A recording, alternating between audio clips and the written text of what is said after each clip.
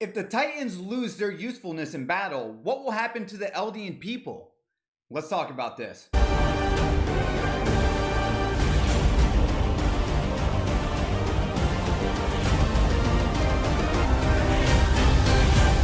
What is going on, guys? My name is DJ Milez and I'm here to review another episode of Attack on Titan Season 4, the final season, Episode 2 or Episode 61, titled Midnight Train. And before we begin with this review, if you want to see the value and entertainment I provide on my channel, be sure to hit the subscribe button and hit that like button as well to be informed on when I will be dropping Attack on Titan content. Speaking of which, I just want to say thank you guys so much for watching and commenting and liking last week's video. It was the most viewed and liked video on my channel that I put out in its first 7 days, and I want to say for everyone who has watched and enjoyed my content so far, thank you guys so much. I couldn't have done it without you, and I just want to congratulate all the other anti-tubers out there discussing this, because it seems like everyone is winning in the world of anti-tubers when it comes to discussing this monumental show. It's truly a spectacular roller coaster ride that I can't wait to experience and talk with each and every one of you. That being said, I will comment to every person who comments on this latest video. And just a quick PSA out there, I am an anime only, so manga readers, please don't spoil this story for us. Let us theorize. And if you guys want to engage and talk to one another when it comes to spoilers, just please preference your comment with spoilers, space it out, and then go ahead and talk about what you want to talk about. Now, let's go ahead and talk about what happened in this episode specifically, because, well, there was a huge exposition dump. It seems like this episode is still going to be focusing on the people of Marley and the Eldians that are stuck there via the internment camps, and getting the perspective on this narrative on who's the good guy and who's the bad guy. Again, I think this episode's really doing a fine job of just tuning my emotions and making sure me and the rest of the audience watching this show that, are the people from Marley really the bad guys here, or is it the people from Paradis Island? Because what happens when you're Zoe and the other kids being programmed your entire lives knowing the people on Paradis Island, they abandon us and they're the devils and we have to take them out, because if we don't take them out, then what's going to happen to us when the people of Marley lose their Titan might? And let's go ahead and now talk about the beginning of this episode, where in this war room meeting, Zeke and the fellow commanders and military people are discussing that they had a victory, but the other nations, they're more so celebrating the fact that, oh, the people from Marley, their military might via the Titans isn't really as strong as they thought, because while they were too busy high-fiving themselves by having Titans and doing colonial expansions, the other nations were increasing their military might via aircraft weapons, ammunition. And what does it mean now if the people of Marley barely got a victory over the Mid-East allied nation?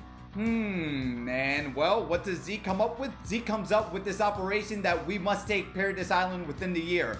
Why? Because, well, we also found out in this episode, Zeke has 1 year left before he retires. And Colt isn't really getting any love here because Zeke is the one with the special powers. It's fascinating that Zeke himself doesn't know how he has those special powers. You would think that when Zeke betrayed his parents, that Gresha could have told Zeke that, hey, FYI, your mother, she comes from royalty, and that's where you're getting these special powers. It's a little crazy knowing that Zeke really is oblivious into knowing that his mother had special blood if it wasn't coming from his father's side. In any case, Zeke really wants to hammer out this Paradis Island operation being monumental and the thing we have to do next, because one, it's going to make the people of Marley look really strong by saying that now we have all the powers of the Titans united, and that means none of these other neighboring nations can ever make fun of us or try to take us over. And more importantly, I think Zeke is doing this to help out his people, to help out the Eldian people. Because if the people of Marley lose their military might and becomes defeated, what's going to happen to the leftover Eldian race? And it's a scary thought that Zeke and the Eldian people don't want to have, because it's most likely going to result in what? Their extinction. And speaking of Zeke, let's go ahead and transition over to the other Titan shift users, because now we get some more fleshed out characterizations on Galliard and Peak. Peak is a woman who has the power of the Cart Titan, and we see her with a frail body. And why does she have a frail body? Because she seemed to have been in her Titan form for the past 2 months consecutively. And when she transformed back into human, she's like, oh yeah, I forgot what it's like to walk with two legs, right? Because she's been maneuvering herself as the car titan this entire time. But what I found most interesting was Galliard's relationship to Reiner. We find out that Galliard, well, he inherited the Jaw Titan, if it wasn't obvious enough from last week's episode, from Ymir, because, well, now RIP to Ymir, and he seemed to have collected Ymir's memories. And we know that this is a thing that whenever a person acquires their newly Titan powers, they retain the memories of the previous Titanship donor. And Galliard, through the memories of Ymir, found out that Reiner was a bit soft with the people on Paradis Island. And Galliard's brother Marcel was eaten by Ymir, and he seems to be holding a grudge on that with Reiner because Galliard was also supposed to inherit the original powers of the Armored Titan instead of Reiner. So how did Reiner acquire the power of the Armored Titan instead of Galliard? I wonder if Reiner sabotaged Galliard in this situation and what that motive was. I'm sure we will find that out in the episodes to come. And speaking of Reiner, let's go ahead and talk about him for a bit and his relationship that he has with these four kids, Gabi, Zoe, Falco, Udo, because these kids look up to Reiner. Reiner and Gabi, they also actually come from the same family themselves. And what stood out to me in this episode was when Reiner just had that freak out moment where he looked at the kids. For a moment, he saw Annie, Berthold, and the rest of the people in there. And I'm like, oh, is Sophia and Annie related? They have the same nose. And yes, it's not maybe the best deductive work into assuming they might be related, but hey, maybe Sophia and Annie are related, confirmed by this episode. But I like the moment in the episode when Reiner was talking to Falco and he was putting the pressure on him into saying, how dare you insult what the people of Marley have done for us? They're giving us a fighting chance. And what, you think Gabi isn't the best suited to become the Armored Titan? Falco's like, yo, I'm just saying I have a good rapport and relationship with Gabi and I don't want her to go off.